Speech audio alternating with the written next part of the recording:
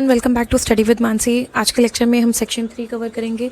Separate video on this so that किसी को भी कंफ्यूजन ना हो एंड किसी को सिर्फ डेफिनेशन सुननी हो तो वो जाके रेफर कर सकता है। पहला वर्ड हमारा आता है यहाँ पे कस्टम या usage.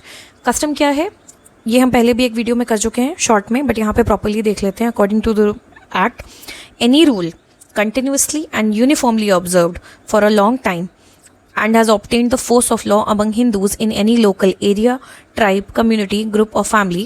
It is certain, reasonable and does not violate public policy. बहुत ईजी है समझने में, इसमें कुछ नया नहीं है। कोई भी ऐसा रूल है जो कंटिन्यूसली फॉलो हो रहा है, यूनिफॉर्मली फॉलो हो रहा है, बहुत लंबे पीरियड तक फॉलो होता आ रहा है, ऐसा नहीं कि 1-2 साल से, बहुत चला आ रहा है सदियों से, और इतना स्ट्रिक्टली फॉलो हो रहा है डेट अब वो एक कानून के बराबर माना जाता है हिंदूज के बीच में, चाहे वो लोकल एरिया हो, ट्राइब हो, कम्युनिटी हो, ग्रुप हो या उनकी फैमिली हो।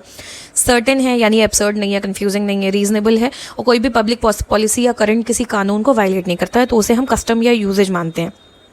कुछ और टर्म्स हैं जिनकी बेसिक मीनिंग आपको पता होनी चाहिए, ये आगे आएंगे, समझने में हेल्प करेंगे। फुल ब्लड कौन होते हैं? जिनके कॉमन एंसेस्टर होते हैं, सेम वाइफ होती है। बेसिकली जैसे आपके माँ बाप हैं, बच्चा पैदा हुआ, इनके दो बच्चे हुए, अब इन दोनों बच्चों के पेरेंट्स सेम है, मदर और फादर सेम है, तो ये सेम एंसेस्टर्स हैं, सेम वाइफ हैं, तो ये दोनों भाई बहन फुल ब्लड हुए। बेसिकली सेम माँ बाप के बच्चे फुल ब्लड।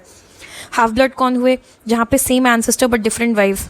एक आदमी है, ठीक है, उसकी एक वाइफ है और एक दूसरी वाइफ है, ठीक है, इससे एक बच्चा है उसके और इससे एक बच्चा है, तो ये दोनों के फादर तो सेम है बट दोनों की मदर्स अलग है, तो ये हाफ ब्लड हुए, ठीक है। और यूट्रीन ब्लड क्या होता है? इसका एग्जैक्ट उल्टा, सेम एंसेस्ट्रेस लिखा है। See, it's not ancestor, it's ancestress, female.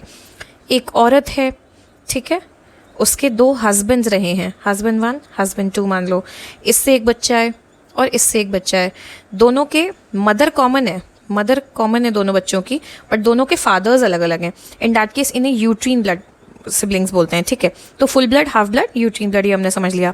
Degrees of prohibition ये हम नेक्स्ट वीडियो में काफ़ी डिटेल में कवर करेंगे, यहाँ मैं शॉर्ट में सिर्फ बता दे रही हूँ। पहले सपिंड रिलेशनशिप समझ लेते हैं, ये भी आगे प्रॉपर इस पर सेपरेट वीडियो है, जस्ट टू मेंशन कि सेक्शन 3 कवर क्या क्या करता है।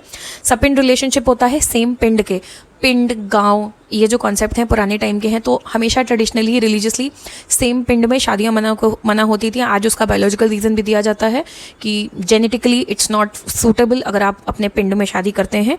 तो सपिंड रिलेशनशिप माने जाते थे 3 जनरेशन मदर की तरफ और 5 जनरेशन फादर की तरफ। इसको हम आगे डिटेल में समझेंगे, don't worry. Degrees of prohibition, इन्हीं सपिंड रिलेशनशिप्स में कुछ डिग्री ऑफ प्रोहिबिशन है कि इस पे अलाउड नहीं है, इसको अलाउड नहीं है टाइप का, ये लिखे हुए हैं यहाँ पे। इनको हम नेक्स्ट वीडियो में प्रॉपर पूरे डिटेल में डिस्कस करेंगे कि सपिंड रिलेशनशिप क्या होता है, उसके डिग्रीज ऑफ प्रोहिबिशन क्या होते हैं, उसमें क्या कौन कौन इंक्लूडेड होता है, कौन कौन नहीं। ये देखो हमने जो डिस्कस किया वही full blood, half blood, uterine blood, जैसा यहाँ मेंशन है, ये मैं आपको बता चुकी हूँ ऑलरेडी, ठीक है।